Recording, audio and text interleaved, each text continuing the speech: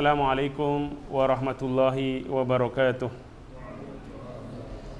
Alhamdulillahilladzi hadana lihada wa ma kunna linahtadiya laula an hadana Allah. Wa ashhadu an la ilaha illallah wahdahu la syarika lah. Wa ashhadu anna Muhammadan abduhu wa rasuluh la nabiyya wa la rasula ba'dah. Allahumma salli wa sallim wa barik ala abdika wa rasulika Muhammadin wa ala alihi wa ashabihi wa man tabi'ahum bi ihsanin ila yaumiddin. Saudara-saudariku kaum muslimin dan muslimat rahimani wa rahimakumullahu ta'ala. Alhamdulillah atas izin dari Allah Subhanahu wa ta'ala di sore hari ini yang meskipun tadi sempat diguyur dengan hujan deras, alhamdulillah kita masih bisa berkumpul di majelis ilmu ini untuk mengkaji, mempelajari ilmu agama yang mudah-mudahan bisa menjadi bekal bagi kita semua untuk mengamalkan atau melaksanakan syariat Allah Subhanahu wa ta'ala. Dan tentu kita berharap hujan yang turun tadi adalah hujan yang membawa keberkahan bagi kita semua. Amin ya rabbal alamin. Salawat dan taslim senantiasa kita haturkan kepada tauladan kita Nabiullah Muhammad sallallahu alaihi wasallam beserta keluarga beliau, sahabat-sahabat beliau, para tabi'in dan tabi'ut tabi'in. Serta kita memohon kepada Allah Azza wa Jalla semoga kelak kita dikumpulkan bersama dengan Nabiullah Muhammad sallallahu alaihi wasallam di surganya Allah. Amin ya rabbal alamin.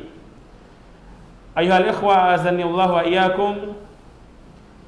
Pada pertemuan kali ini atau mulai pertemuan kali ini di kajian Sabtu sore kita, insyaallah kita akan membahas Kitabut Tauhid, yang mana ini adalah kitab yang sangat bagus, sangat penting kandungannya, yang membahas dan menjelaskan tentang tauhid uluhiyah atau tauhid ilahiyah, disebut juga tauhidul ibadah.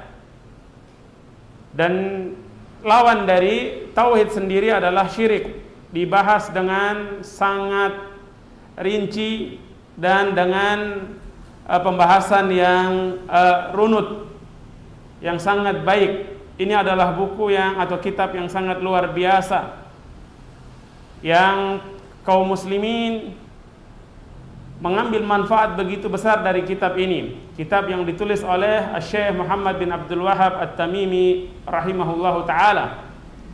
Beliau lahir pada 1115 Hijriah. 1115 Hijriah. Dan dakwah yang beliau sebarkan adalah dakwatut tauhid, mengajak kaum muslimin untuk memurnikan peribadatan hanya kepada Allah Subhanahu wa ta'ala. Dan inilah dakwah para nabi dan rasul, semuanya mengajak kepada tauhid, memurnikan peribadatan hanya untuk Allah Subhanahu wa ta'ala. Sebelumnya kita sudah pernah membahas kitab ini di Masjid Agung Al-Akbar, ya, di Masjid Agung Al-Akbar. InsyaAllah kita akan bahas dan kita akan bahas kembali. Kita akan merujuk atau menggunakan kitab atau menggunakan syarahnya, ya, yang ditulis oleh Syekh Dr. Saleh bin Fauzan bin Abdullah Al-Fauzan hafidhahullah ta'ala, Al-Mulakhas fi Syarhi Kitab Tauhid. Kita akan membaca teks Arabnya, kita terjemahkan, kemudian kita jelaskan poin-poin penting dari setiap pembahasan. Kita berharap, ya, dengan kita bisa mengaji kitab, ya, ini juga bisa menjadi motivasi bagi kita semua untuk belajar bahasa Arab tentunya. Dan kita terbiasa dengan membaca kitab-kitab para ulama, sehingga kita lebih dekat dengan petunjuk dan arahan para ulama. Waalaikumsalam. Kemudian ikhwah azanillah wa iyyakum, selain kajian rutin di hari Sabtu insyaallah, kita juga mengagendakan akan diadakan kajian setiap hari Selasa dan Kamis. Selasa Kamis ya akhi? Baik, Selasa dan Kamis di jam 2 siang. Ya, jam 2 siang. Di Selasa, hari Selasa insyaallah kita akan membahas atau mengkaji tafsir. Kita mulai dari tafsir juz amma, ya, menggunakan kitab Al-Mukhtasar fit Tafsir. Kita menggunakan kitab aslinya juga yang berbahasa Arab insyaallah. Adapun di hari Kamis kita akan melanjutkan kajian kita membahas kitab Taisir Azizil Hamid, ya. Al-Wajiz fi afan, bukan Taisir Azizul Hamid, Al-Wajiz fi fiqh sunnah wal kitabil aziz. Kitab Al-Wajiz. Hanya saja kemungkinan kita akan gunakan supaya ada selingan menggunakan terjemahannya, karena memang sebagian jamaah sudah banyak yang punya terjemahannya. Akan sayang kalau tidak digunakan. Jadi khusus untuk Taisir, untuk Al-Wajiz kita gunakan kitab terjemahannya. Taib, ikhwan azanillah wa iyyakum. Kenapa ngaji tauhid itu penting? Siapa yang tahu? Apa sebabnya kita kok perlu mengaji membahas tentang tauhid? Padahal ada sebagian orang yang disebut dengan cendekiawan atau dianggap alim, ustadz, kiai atau sebutan-sebutan yang lainnya, ya, mengatakan tauhid itu cukuplah di kelas itu, ya, dibahas kalau di kampus sekali dua kali pertemuan. Sisanya yang penting akhlak, yang penting bagaimana muamalah yang baik dengan sesama manusia. Kalau tauhid ini dibahas hanya terus-menerus kata dia atau kata orang ini, maka yang terjadi adalah perpecahan katanya. Ya. Apakah ini adalah statement yang benar? Jawabannya ini adalah statement yang tidak benar. Tauhid diajarkan oleh Rasulullah sallallahu alaihi wasallam, bahkan didakwahkan oleh Rasulullah sallallahu alaihi wasallam selama beliau 10 tahun di kota Mekah. Dakwah pertama beliau 10 tahun, ikhwan, fokus tauhid. Bahkan tatkala beliau sudah ke Madinah, apakah beliau tidak lagi berdakwah tentang tauhid? Dakwah tauhid. Bahkan misi utama dakwah beliau dan dakwah semua rasul adalah mendakwahkan tauhid, yaitu mengajarkan atau mengajak manusia untuk beribadah hanya kepada Allah Azza wa Jalla dan meninggalkan semua bentuk peribadatan kepada selain Allah. Itu misi semua nabi dan rasul. Nanti kita bahas ayatnya, tapi kita nukilkan di sini sebagai muqaddimah. Walaqad ba'atsna fi kulli ummatir rasula. Apa misi mereka? Ani'budullaha wajtanibut tagut. Dan telah kami utus, kata Allah Subhanahu wa taala, pada setiap kaum, pada setiap umat itu seorang rasul yang misinya untuk mengajarkan manusia, mengajak manusia beribadah hanya kepadaku saja dan meninggalkan segala macam bentuk tagut. Apa itu tagut? Segala yang diibadahi, ditaati, diikuti dengan cara yang tidak benar, melampaui batas selain Allah Subhanahu wa taala. Dan yang diikuti ridho, itu tagut. Maka ikhwan azanillah wa iyyakum, kalau misi para nabi dan rasul semuanya satu ini, maka kita pun harus memprioritaskan hal ini. Banyak para ulama yang menulis tentang pentingnya dakwah tauhid, dan pada hakikatnya saudara-saudariku rahimani wa rahimakumullah taala, kita ini ibadah kita sehebat apapun, sebanyak apapun, Anda rajin bersedekah, Anda rajin qiyamul lail, Anda rajin puasa sunnah, Anda begitu berbakti kepada orang tua, tapi Anda melakukan kesyirikan, semua itu dikali nol. Paham dikali nol? ya nol, nggak ada nilainya. Ya. Semua amalannya nol, zong. Wa qadimna ila ma 'amilu min 'amalin faja'alnahu haba'an mantsura. Nanti amalan-amalan orang yang menyekutukan Allah itu ditampakkan. Tapi apa? Segera saat itu juga dimusnahkan, dijadikan seperti debu yang berterbangan. Bahkan Allah mengatakan dan mengingatkan, mengultimatum Rasulullah sallallahu alaihi wasallam, la in asyrakta la yahbatanna 'amaluka wa la takunanna minal khasirin. Jikalau engkau melakukan kesyirikan, tetapi ini jika di sini adalah sesuatu syarat tapi tidak mungkin terjadi. Rasulullah tidak mungkin melakukan kesyirikan. Tapi Allah memberikan satu rambu-rambu, kaidah kalau sampai terjadi, engkau pun wahai Rasul, maka akan musnah semua amalanmu. Apalagi kita. Naudzubillah. Maka kita harus berhati-hati. Kita harus mawas diri dan sungguh-sungguh dalam mempelajari tauhid dan mengamalkan tauhid. Karena nggak ada hal lain yang berguna kalau tidak didasari dengan tauhid. Bisa diarahkan ke sini. Ya, jadi kalau nggak didasari dengan dilandasi dengan tauhid, udah nggak ada nilainya dah. Nggak ada nilainya. Ya. Tapi sekarang kita lihat banyak sekali. Ya. Kalau tadi para nabi dan rasul, bahkan nabi kita 10 tahun di kota Mekah fokus pada dakwah tauhid.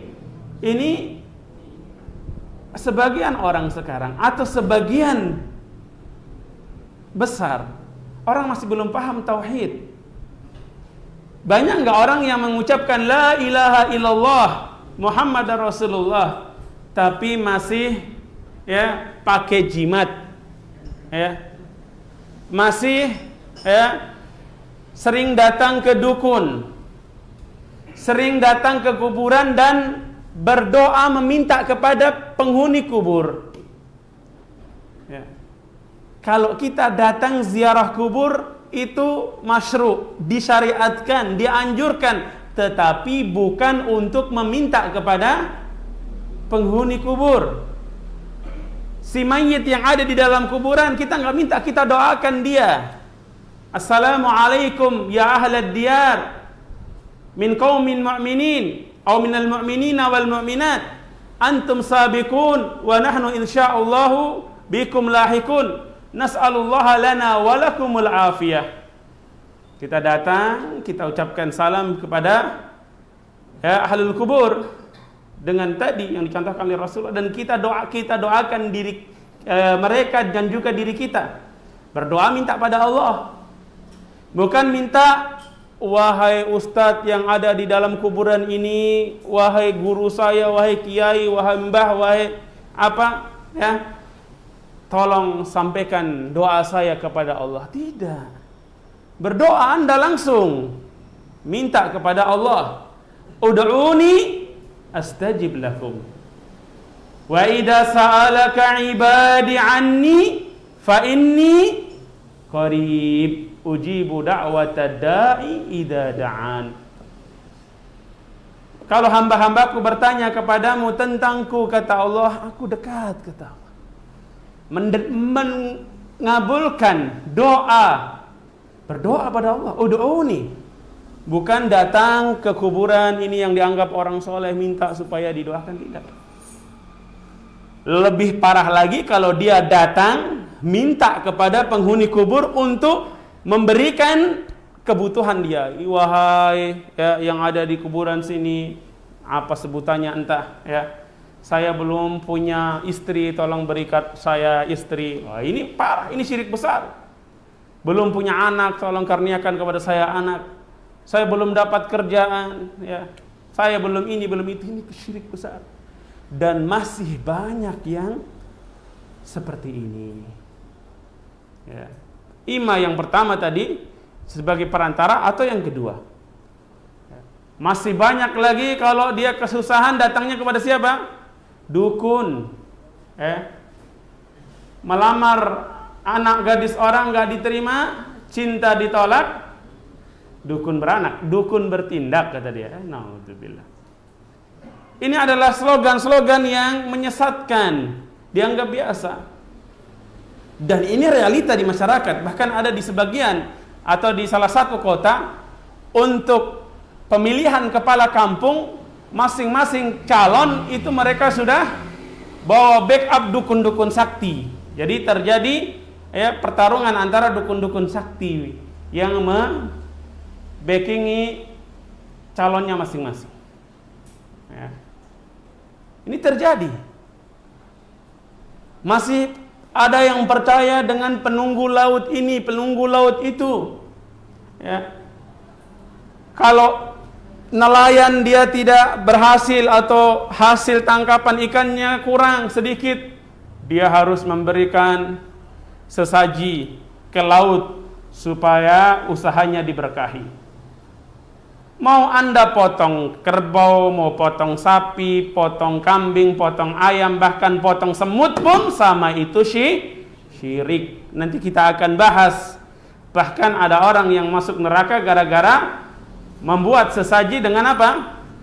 Dengan lalat. Masih banyak yang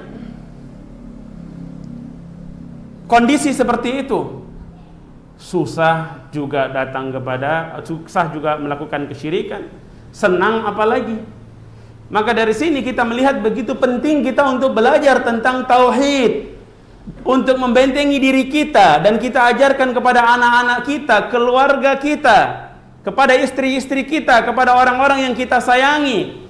Ku anfusakum wa ahlikum naro. Bagaimana mungkin kita bisa kalau kita nggak belajar tauhid ini? Kadang sebagian orang menganggap, Ustaz, udah khatam itu tauhid, selesai lah, gantian kita sekarang fokus ke fikih apa? Muamalah kontemporer. Bagus, itu perlu, tapi jangan tinggalkan tauhid. Fiqhul usrah, fikih tentang rumah tangga, perlu, silahkan, tapi jangan pernah terlepas dari tauhid. Karena setiap aktivitas kita bukan hanya aktivitas yang berupa ibadah mahdhah. Semua aktivitas kita itu harus didasari dengan tauhid. Bahkan naudzubillah sekarang ditambah lagi orang-orang yang menyeru kepada kesesatan dengan mempelintir ayat-ayat ataupun hadis-hadis, nas-nas syar'i, ayat, hadis ataupun athar, ya, dipelintir, diterjemahkan, ditafsirkan, dijelaskan sesuai dengan syahwatnya.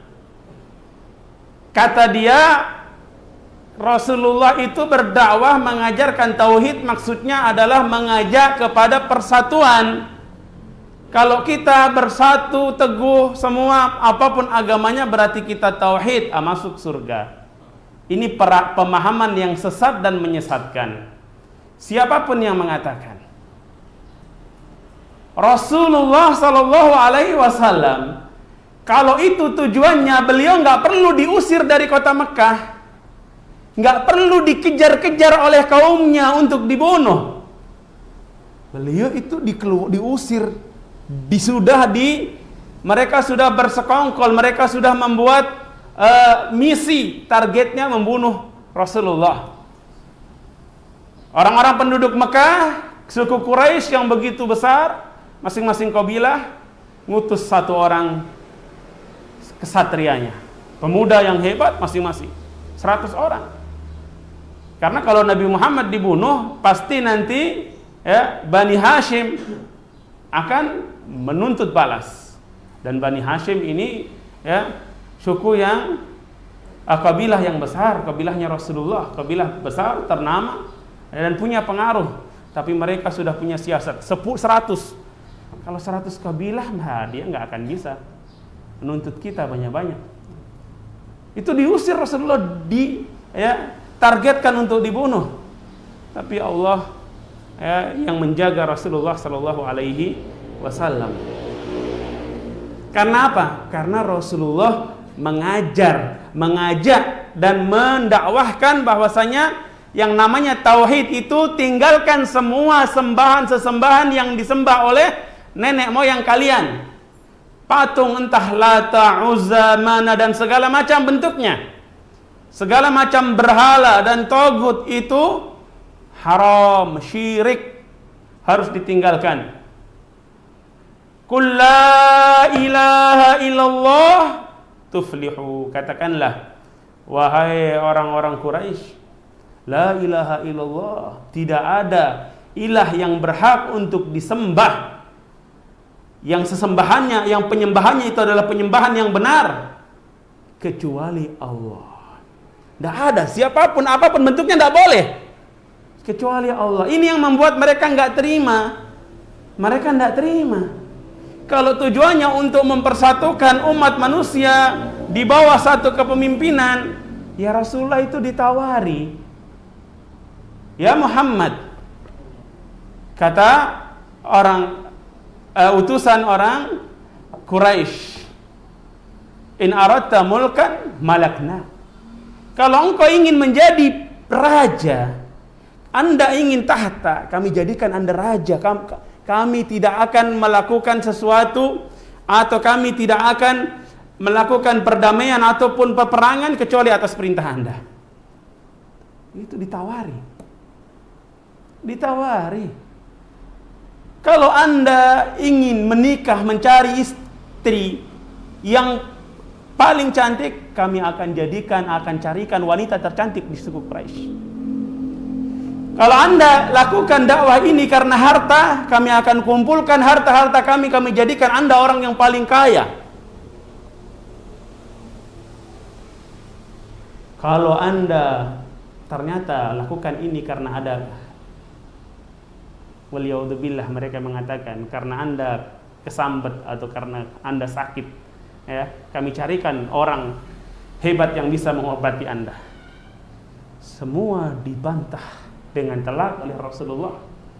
Rasulullah Shallallahu Alaihi Wasallam misinya adalah la ilaha illallah, tauhid. Maka tadi saya katakan kalau ada orang, ya, dengan keminternya, Anda tahu keminter, sok pinter, ya, keblinger, ya, mengatakan bahwasanya, ya, dakwah tauhid itu adalah mempersatukan manusia, ya, dalam satu kesatuan, tetapi bukan menyembah Allah, yang penting mereka bersama. Ini adalah kekeliruan. Ya. Kita tidak memungkiri bahwasanya kebersamaan, persatuan di suatu negeri itu baik, tetapi kita berbicara tentang dakwah tauhid. Dan persatuan yang akan membawa kebahagiaan dan persatuan yang abadi adalah persatuan di atas tauhid, di atas tauhid. Oleh karena itu, jangan sampai kita terkecoh, kita lantas menganggap pembahasan tentang tauhid ini udah usang, nggak perlu terlalu banyak-banyak. Bahkan ini sering, harus selalu diulang, selalu diulang. Kadang kita entah apa kita berbicara, sebagian orang bahkan yang sudah ngaji, ungkapan-ungkapannya ini menunjukkan dia tidak paham tauhid, ya. Entah dia sadari atau tidak, ya.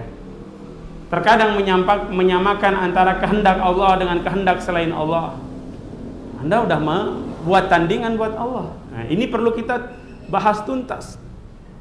Dan kitab tauhid ini adalah kitab yang sangat bagus, ya, yang memang beliau Syekh Muhammad At-Tamimi rahimahullah menulis kitab ini karena melihat kondisi kaum muslimin pada saat itu banyak yang jatuh kepada penyimpangan dalam masalah tauhid ini, tauhid ibadah terutama.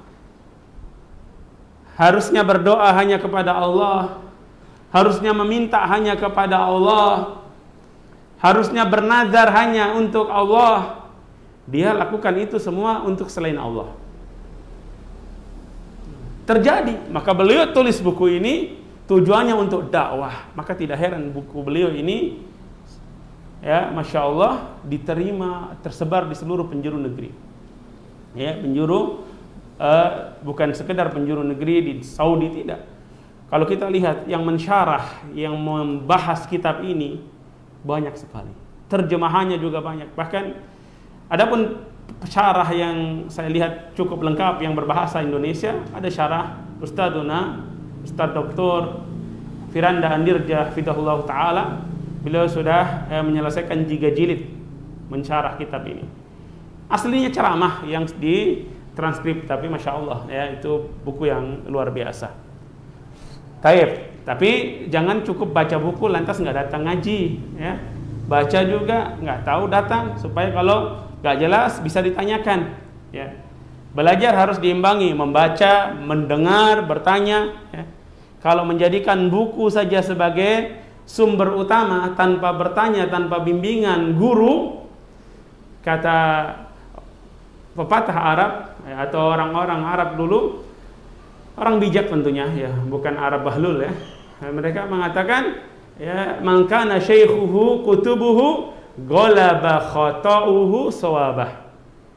Orang yang dia bergurunya semata-mata hanya dengan buku, ini kekeliruannya akan melampaui yang benar.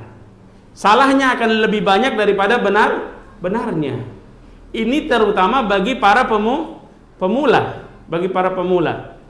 Pemula ini yang artinya antum belum menguasai bahasa Arabnya dengan baik, antum belum menguasai ilmu alah yang lain. Ilmu alah, ilmu yang menjadi sarana untuk memahami ilmu-ilmu ghoyah, seperti kita belajar tafsir, belajar tentang tauhid, belajar tentang fikih, ada ilmu alahnya.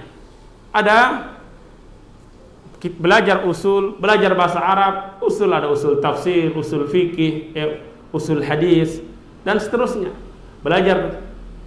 Kalau kita belum menguasai itu, maka kita harus tetap belajar dari dasar. Bukan berarti belajar dari dasar antum dianggap kayak SD, enggak. Belajar dari dasar itu supaya apa? Kenapa kita harus belajar dari dasar? Kalau kita belajar, kenapa harus dari dasar? Supaya apa? Supaya pondasinya kuat. Ahsan. Antum bangun rumah dari mana? Dari bawah, dari ya. Pondasinya dulu dibuat. Antum langsung pasang atap di atas bagaimana? Antum pasangnya di mana? Pondasinya, tiangnya harus kokoh.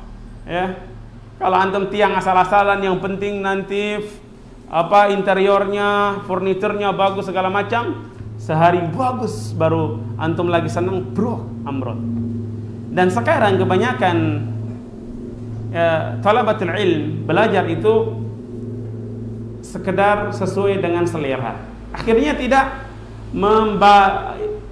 memulai dari yang dasar, yang pokok, tidak menguatkan pondasi keilmuannya. Maka Masya Allah ya, belajar tentang misalnya datang ke kajian yang tematik dengan yang ngaji kitab, mana yang lebih ramai?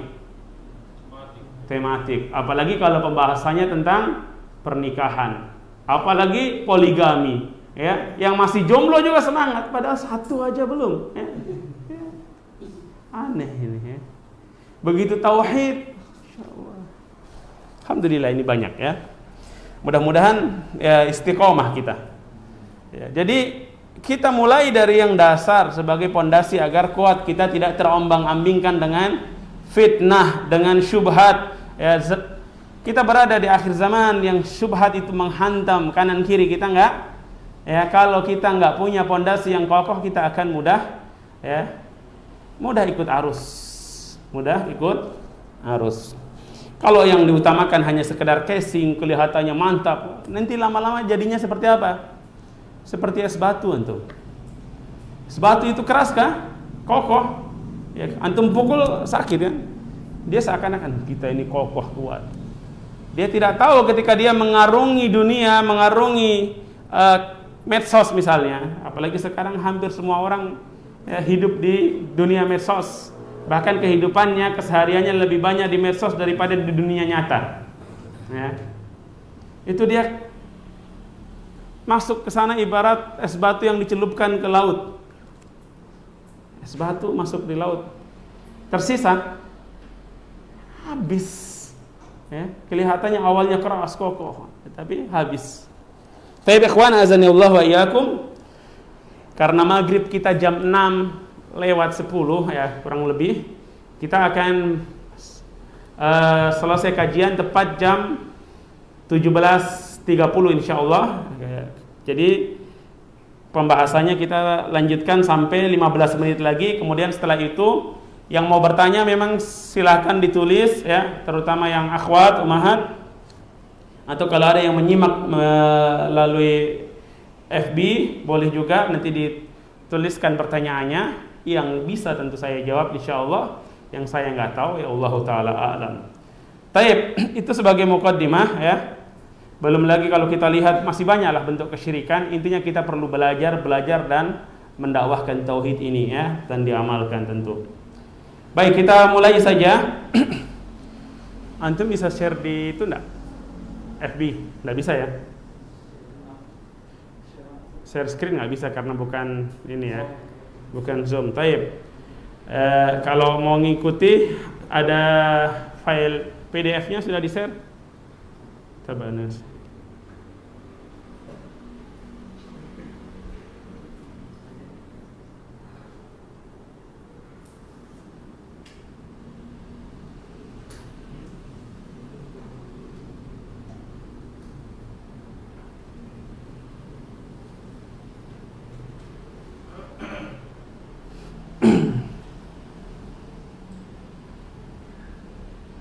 Nanti di-share saja.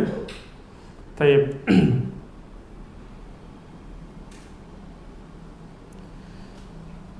Taib, kita lanjutkan ikhwan azanillahu wa iyyakum. Yang pertama, ya kita langsung masuk ke muqaddimah. Dalam sebagian kitab dicantumkan bismillahirrahmanirrahim, sebagiannya tidak.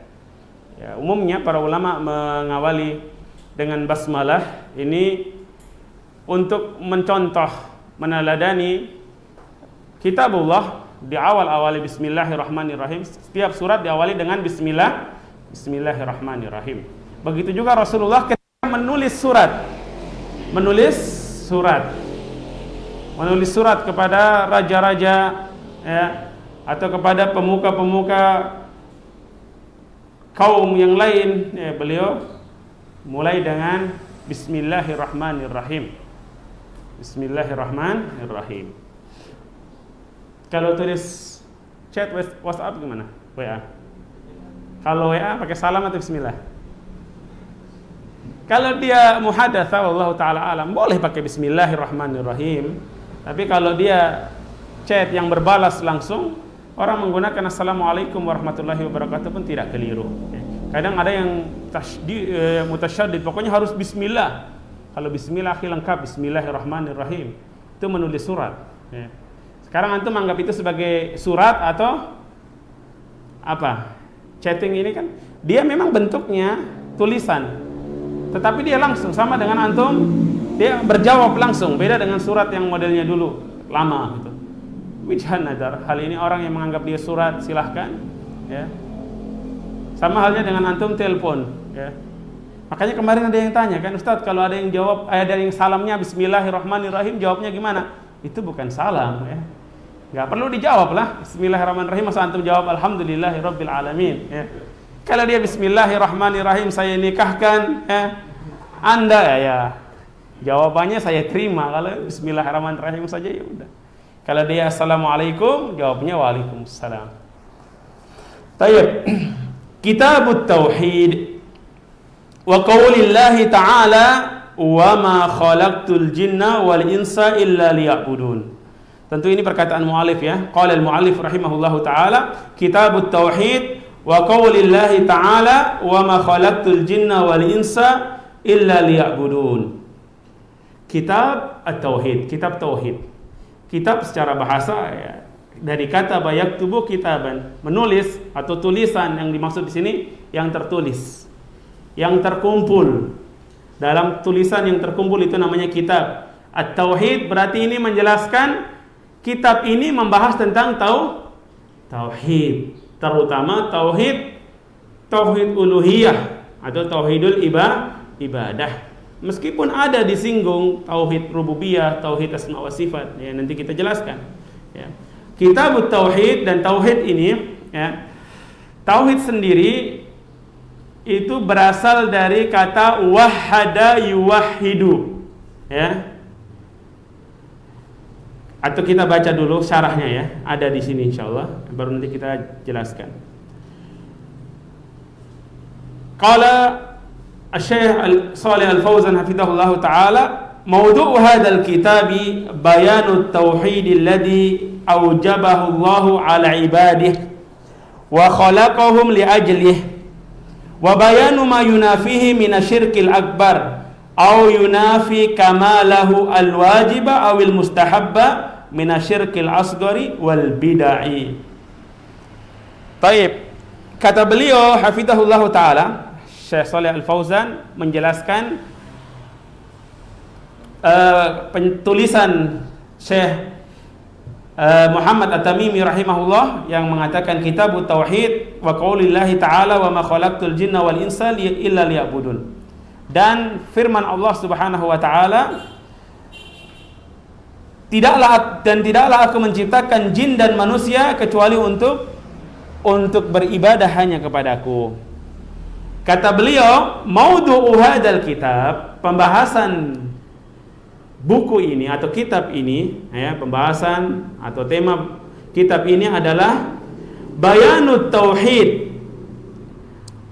penjelasan tentang tauhid, alladzi aujabahu Allahu ala ibadih, yang telah Allah wajibkan kepada hamba-hambanya, wa khalaqahum li ajlih, dan Allah menciptakan mereka. Siapa mereka? Hamba-hambanya, para hamba. Li ajlih, untuk hal tersebut, untuknya. Untuk apa?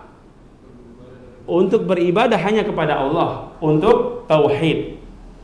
Wa bayanu ma yunafihi minasyirkil akbar, dan juga menjelaskan atau penjelasan tentang apa-apa saja yang apa-apa saja yang menjadi lawan dari tauhid tadi, baik itu berupa syirik yang besar, minasyirkil akbar, au yunafi kamalahu alwajib, atau yang melawan atau yang bisa merusak kesempurnaan tauhid yang wajib, ya. Tauhid, kesempurnaan yang wajib ataupun kesempurnaan yang mustahab, baik itu minasyirkil asghar wal bid'ah, baik itu berupa syirik yang kecil ataupun bid'ah. Ini komentar beliau hafizahullah taala. Kitab tauhid memang isinya, ya, fokusnya tentang membahas apa? Membahas tauhid. Karena kita diciptakan untuk tauhid, untuk bertauhid, untuk beribadah kepada Allah saja, itu namanya tauhid. Dan kita juga harus tahu apa-apa saja yang bisa merusak tauhid tadi. Tentu yang pertama adalah syirik besar. Kalau sudah syirik besar, itu hilang semua tauhidnya. Dari akar-akarnya udah tercabut, habis tanpa bekas, ya. Atau yang bisa merusak kesempurnaan tauhid berupa syirik yang besar ataupun berupa amalan-amalan yang bid'ah, kata beliau hafizahullah taala. Kita lanjutkan, kata beliau, wa makna kitab, dan makna dari kata kitab, masdaru kataba bimakna jama'a, wal kitabatu bil qalami jam'ul hurufi wal kalimat. Wa makna kitab, dan makna dari kata kitab ini, ya. Kitab itu masdar. Masdar itu gimana menjelaskannya? Siapa yang pernah belajar bahasa Arab? Siapa yang pernah belajar bahasa Arab? Angkat tangan. Alladzi darasa al-arabiyyah min qabl yarfa yadah. Kenapa antum enggak angkat tangan? Takut ditanya. Ana cuma pengen tahu, angkat tangan aja, jangan bersembunyi. Yang pernah belajar bahasa Arab angkat tangan. Baik, wahid, isnain, salasa, arba, khamsa, masya Allah. Ya. Masdar, ada yang bisa menjelaskan dengan istilah yang mudah, dengan bahasa yang gampang? Masdar itu salah satu cirinya dia adalah kata benda dia, tapi dibentuk dari kata kerja. Contoh gini, makan itu kata kerja atau kata benda? Kata kerja. Akala yakulu, makan. Sudah makan atau sedang makan atau apa, belum makan? Enggak, belum makan. Makan intinya. Kalau makanan, benda. Akala yakulu itu makan. Kalau aklan, maka makanan. Kataba yaktubu, menulis. Tapi kitabatan wa kitaban, dan kitabatan atau kitab itu benda. Kitabatan tulisan. Kitab juga begitu. Kitabun, kitaban dari kitabun itu tulisan. Artinya di sini kataba jamaah. Jamaah apa? Mengumpulkan apa? Mengumpulkan tulisan. Tulisan-tulisan yang dikumpulkan dalam satu apa ini?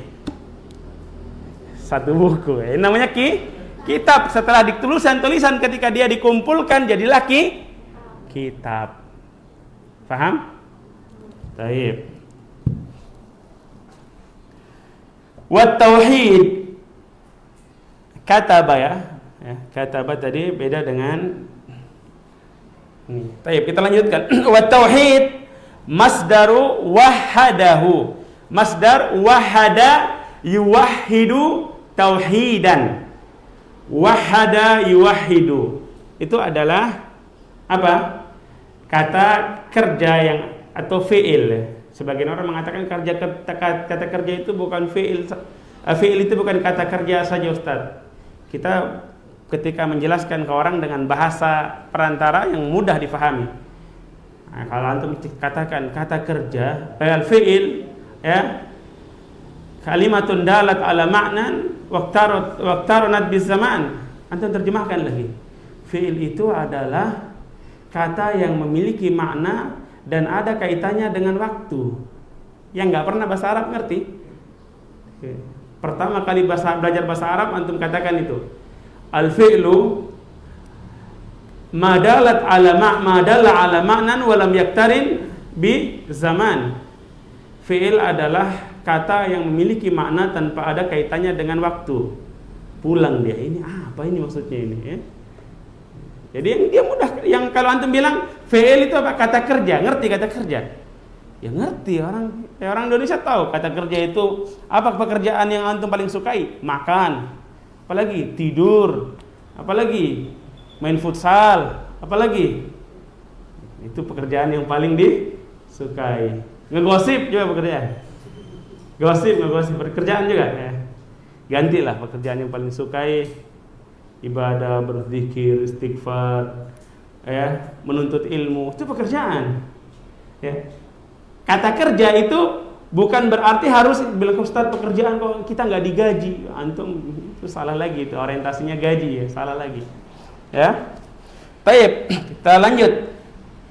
Wahada yuwahhidu itu artinya menjadikan satu, atau dalam hal ini mengesahkan. Menjadikan satu, asalnya asal kalau dilihat dari segi kata, wahada yuwahhidu menjadikan satu. Dalam kaitannya tauhid ini mengesahkan. Mengesahkan apa? Kalau kita katakan wahadtu al-mudarrisa awal mutakallima, wahadda al-hadiruna al-mutakallima. Para hadirin menjadikan orang yang berbicara satu aja, ya kan? Itu namanya wahada yuwahidu secara bahasa. Kalau wahadal muslimun Allah ay ja'alahu wahidan fil ibadah ay ya'budunahu wahdah. Kalau dikatakan kaum muslimin wahada yuwahidu mentauhidkan Allah, berarti mereka beribadah hanya kepada Allah, menjadikan yang disembah, yang diibadahi hanya satu. Itu maksudnya menjadikan satu. Kalau menjadikan istri satu-satunya, Ustadz, apakah itu juga wahada yuwahidu? Secara bahasa iya. Secara bahasa iya, ya. Tapi bukan pembahasan kita itu. Begitu pembahasannya itu langsung Masya Allah, ya. Kayaknya ibu-ibu di bawah santai aja. Wahada yuwahidu artinya menjadikan satu. Kalau kita, atau dengan bahasa yang lebih mudah, mengesakan, ya. Ay ja'alahu wahidan, wal murad huna ifradullahi bil ibadah. Dan yang dimaksud, al murad itu yang dimaksud. Yang dimaksud huna, yang dimaksud di sini dalam penjelasan ini, ifradullahi bil ibadah, mengesakan Allah dalam bentuk peribadatan. Mengesahkan Allah dalam segala macam peribadatan. Dan tauhid ini, ya, tauhid terbagi menjadi tiga. Tauhid terbagi menjadi tiga. Tauhidur rububiyah, tauhid rububiyah. Tauhid rububiyah itu mengesahkan Allah Subhanahu wa taala dalam hal-hal yang menjadi atau dalam perbuatan-perbuatan Allah. Perbuatan Allah itu banyak, ya, perbuatan Allah itu banyak. Dan yang paling utama dalam hal al-khalqu, penciptaan. Kita mengesahkan hanya Allah lah yang menciptakan alam semesta ini dan seluruh isinya. Ya, kita mengesahkan dalam artian kita meyakini, ya, bahwasanya hanya Allah sajalah yang menciptakan seluruh alam semesta, langit dan bumi dan segala isinya, termasuk saya dan Anda. Dalam masalah penciptaan ini yang paling utama, ya, ini yang paling utama. Mengesahkan Allah dalam hal penciptaan. Taib. Mengesahkan Allah dalam hal penciptaan, apakah semua orang meyakini hal ini? Semua orang meyakini bahwasanya yang menciptakan langit dan bumi ini hanya satu, Allah saja? Umumnya manusia meyakini bahwasanya pencipta alam semesta ini satu. Kecuali orang-orang yang menyimpang karena sombong, karena sok-sok pinter, ya. Yang contoh yang sombong siapa? Fir'aun. Contoh yang paling menonjol Fir'aun. Ateis juga sombong, dia bukan menolak ini, dia menolak keseluruhan, bahwasanya menolak tidak ada yang menciptakan. Ini beda. Dia mengatakan, Fir'aun dia mengatakan ana rabbukumul a'la. Sayalah Rabb kalian yang paling tinggi. Padahal dia tahu, dia aja diciptakan. Dia aja diciptakan, ya, dia ada sebelumnya nggak ada. Fir'aun. Sebagian atau orang-orang Majusi, mereka meyakini pencipta alam semesta ini, pencipta itu ada dua. Apa yang mereka yakini? Yang menciptakan ada dua. Siapa atau apa? Orang Majusi itu hanya apa? Api. Mereka meyakini yang menciptakan itu adalah cahaya dan kegelapan. Api hanya simbol. Mereka meyakini cahaya dan kegelapan ini pencipta. Itu pun mereka masih khilaf. Di antara kedua ini, ya, mereka mengatakan yang lebih utama mana? Antara kegelapan dengan cahaya. Mana kata mereka? Cahaya. Ya, karena cahaya ini membawa kebaikan. Cahaya membawa kebaikan, sedangkan kegelapan tidak. Nanti mereka lagi masih ada perdebatan di antara mereka, antara kegelapan ini, ya, dengan cahaya mana yang lebih duluan. Karena akal-akalan agamanya, ya. Akal-akalan, ya. Analogi yang tidak benar. akal-akalan yang nggak masuk akal yang benar. Jadi ketika kita berbicara tentang tauhidur rububiyah, itu pokoknya pada 3. Kita mengisahkan Allah dalam masalah penciptaan,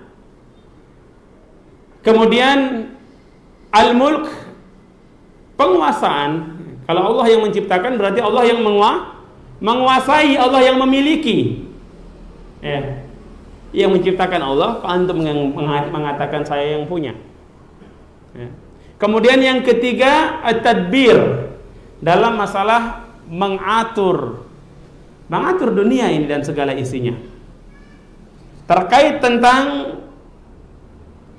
penciptaan, Allah Subhanahu wa taala menegaskan ala lahul khalqu wal amru.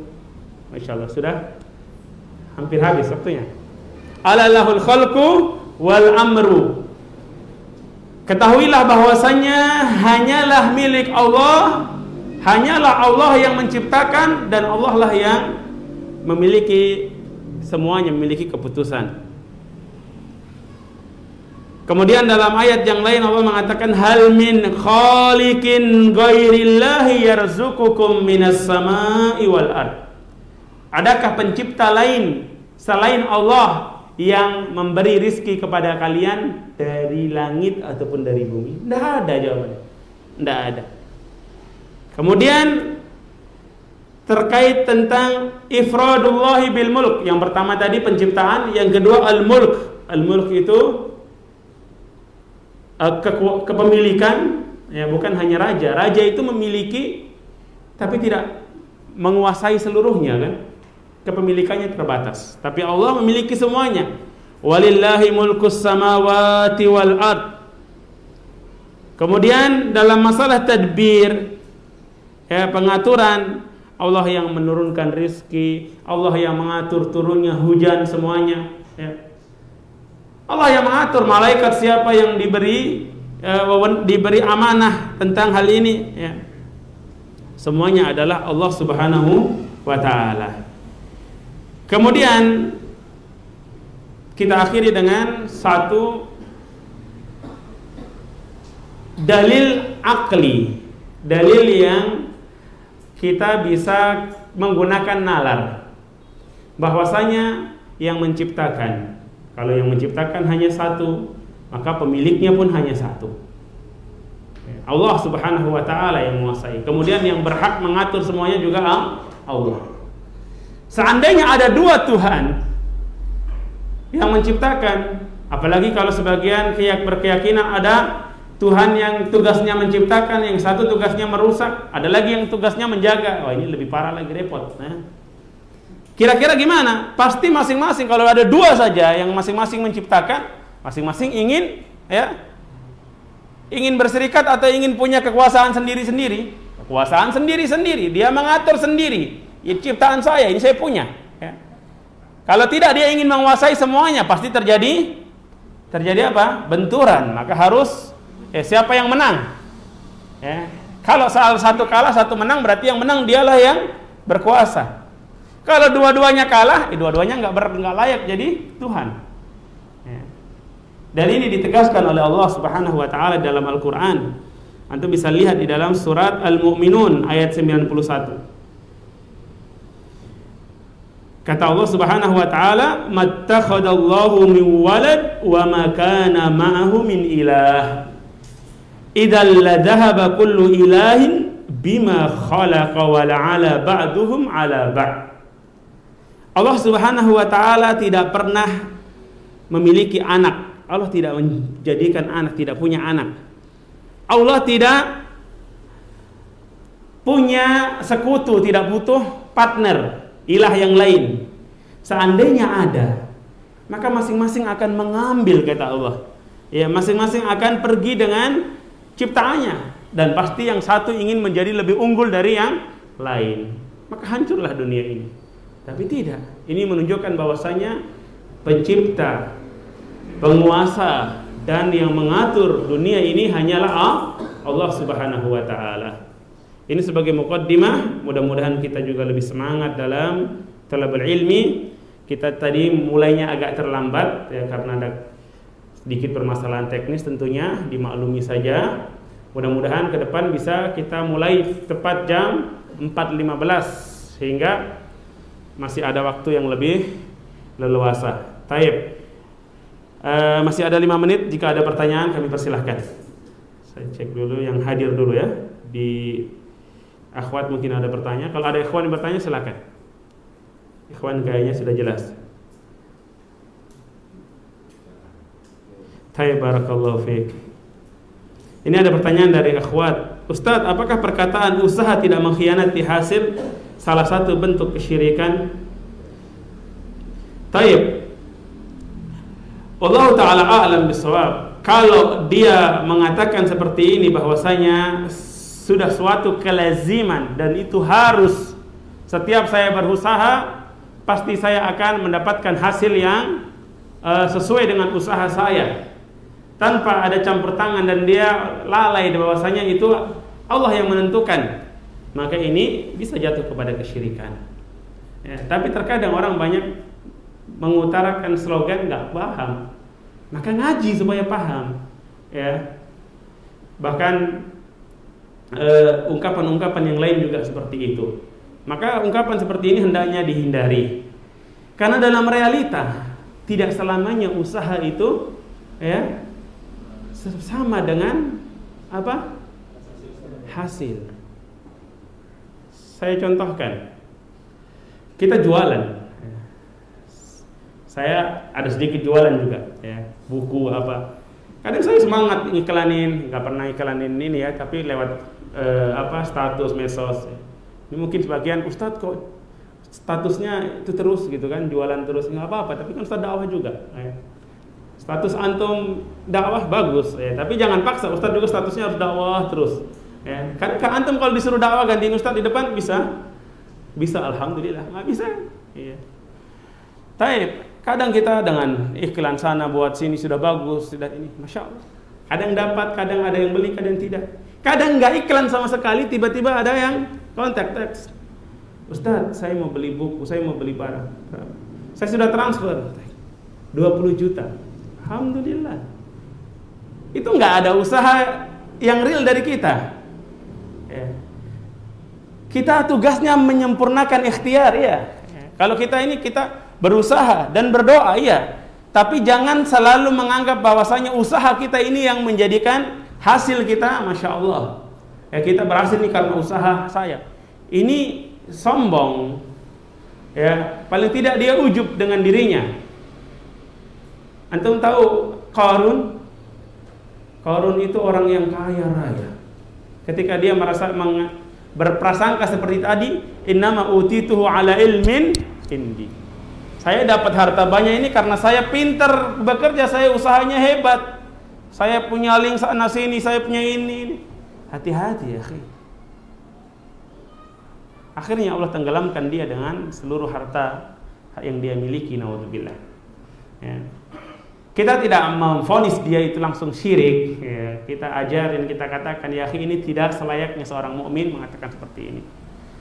Ya, katakan kepadanya, kalau kita berusaha sungguh-sungguh dan ya, berusaha dengan baik, menyempurnakan ikhtiar dan memohon kepada Allah, insya Allah Allah berikan. Karena perintah Allah kita untuk berusaha, ya, berusaha dan berdoa. Tapi jangan mengklaim bahwasanya usaha itulah sebab utama kita dapat. Banyak orang yang usahanya lebih besar dari antum nggak dapat. Ya. Ada yang masya Allah dia mungkin katakanlah dokter, ya, mungkin usaha dari jam sekian saja. Kalau dia mau dia buka praktek, kalau tidak. Ya. Tongkrongannya mobil, ya kan? Antum ada yang usaha dari pagi habis dan selesai salat subuh langsung sudah mulai kerja ya. Di pasar apa sampai kadang malam ya. Ternyata hasilnya berbeda kan. Allah yang sudah membagi-bagikan semua itu, Allah bagi-bagikan. Tidak usah terlalu risau kita dengan rizki, tidak usah terlalu risau ya. Maka ikhwan azanillah wa iyyakum, pernyataan-pernyataan seperti ini tidak layak diungkapkan oleh seorang mukmin. Wallahu taala a'lam bissawab. Baik. Ada tadi dari ini, tafadhal, banyak, insyaallah. Pertanyaan dari Widah kelas 9, simak kayaknya. Baik, barakallahu, tafadhal. Apa hukumnya pergi ke kuburan dengan membawa air atau yang ada unsur kesyirikan di dalam, namun ini paksaan orang tua? Baik, barakallahu. Kata Allah Subhanahu wa taala, wa in jahadaka ala an tusyrika bi ma laisa laka bihi ilm fala tuti'huma. Kita ini diperintahkan untuk berbakti, santun, hormat, menyayangi, memuliakan orang tua. Itu Islam memerintahkan. Bukan hanya memerintahkan, sangat menekankan. Dan orang yang durhaka kepada orang tuanya itu adalah dosa besar, dosa yang sangat besar. Bahkan nanti kita akan bahas perintah untuk taat kepada orang tua, untuk berbakti kepada orang tua itu disandingkan dengan perintah tauhid. Wa qada rabbuka alla ta'budu illa iyyahu wa bil walidaini ihsana. Tapi kalau udah berkaitan dengan haknya Allah, kita dipaksa untuk syirik, fala tuti'huma, jangan taati mereka. Dalam hal itu jangan taati dia. Maaf Bu, maaf Pak, Bapak suruh saya yang lain deh, kemana aja, saya insya Allah jalankan ya, saya akan berusaha sebisa mungkin. Bapak suruh saya mengarungi lautan ya, tapi kasih uang tiket dulu ya kan, saya berangkat. Keliling dunia juga nggak apa-apa Pak. Tapi kalau suruh ini jangan Pak, saya sayang Bapak. Ini yang menyebabkan kita akan diazab ya. Dengan cara-cara ini Pak, tolonglah Pak, saya sayang karena kesayangan saya kepada Bapak, kepada Ibu. Maka saya tidak bisa melakukan ini. Yang lain Pak saya siap, tapi yang ini karena cinta saya kepada Bapak, cinta saya kepada Ibu, saya tidak bisa melakukan. Tentu cinta kepada Allah yang pertama, ya kan? Kata Allah, fala tuti'huma. Tapi jangan lantas karena orang tua menyuruh melakukan kesyirikan, dan biasanya kalau dia seorang muslim karena nggak paham, dijelaskan, disampaikan dengan cara yang baik, ya. Mungkin kasih dengar-dengar. Kalau sekarang antum bisa share nasihat, ya, tentang nasihat ustadz yang dia dengarkan, yang ini. Bukan lantas karena nggak taat itu langsung antum jadi membangkang semua. Nah, itu saja nggak ditaati. Besok suruh beli beras, ya. Suruh cuci piring. Jangan lantas, Bapak kemarin suruh saya syirik, saya tidak mau lagi cuci piring. Nah, ini salah, ya, salah. Yang nggak boleh ditaati yang itu saja tadi. Ya, jangan alasan, Bapak ini sudah suruh syirik, saya tidak mau lagi bantu dia. Nah, itu salah antum. Ya, antum dakwah, kemudian ajak terus, nasihati. Hadiah yang terbaik bagi orang tua dari anaknya adalah ketika seorang anak bisa menjadi sarana hidayah bagi orang tuanya. Tidak ada yang lebih indah dari itu. Hadiah mobil, hadiah rumah bagus, tapi itu bisa ya tidak bermanfaat kalau orang tua berada di dalam kesyirikan ya akhi. Tapi hadiah berupa sarana antum menjadi sarana beliau dapat hidayah, ini hadiah yang terindah insyaallah. Dan jangan lupa selalu doakan beliau agar Allah beri ke taufik. Satu lagi ya, terakhir. Ayo. Wallahu taala alam. Silakan. Kasus habis. Bagaimana jika seorang muslim berbuat syirik besar seperti memberi sesajian kepada jin? Apakah otomatis dia kafir? Apakah setelah matinya anaknya tidak boleh mendoakan mereka? Barakallahu fiik. Seorang muslim yang dia melakukan syirik besar, apakah dia otomatis dia keluar dari Islam tanpa ada uzur bagi dia? Uzur maksudnya dia tidak tahu, uzur bil jahal. Khilaf panjang di antara ulama tentang uzur bil jahal. Tapi kaidahnya kalau dia sudah faham, dia sudah tahu ini syirik, dia sudah pernah dengar ini syirik, sudah dijelaskan ini syirik, ini berbahaya ya. Kemudian dia lakukan itu, maka dia jatuh kepada kesyirikan dan itu menghapuskan semua amalannya, dan dia tidak boleh seorang muslim mendoakan orang tua yang musyrik ya. Tapi kalau dia tidak tahu, mudah-mudahan Allah Subhanahu wa taala, dia belum tahu, belum karena mungkin di masyarakatnya kental dengan tradisi seperti itu, dia lakukan itu karena ikut tradisi, semoga Allah mengampuninya, kita tidak tahu ya. Sebagian ulama mengatakan zahirnya kita hukumi dia seperti zahirnya karena ini sudah hal yang nampak. Tapi Allah Ta'ala alam, kalau memang dia benar-benar tidak tahu ya, semoga Allah mengampuninya, boleh didoakan. Tapi kalau sudah dengar, sudah tahu, malas tahu, ini persoalannya lain. Wallahu Ta'ala a'lam bissawab. Demikian kajian kita pada sore hari ini. Subhanakallahumma bihamdika asyhadu an la ilaha illa anta astaghfiruka wa atubu ilaik. Assalamualaikum warahmatullahi wabarakatuh.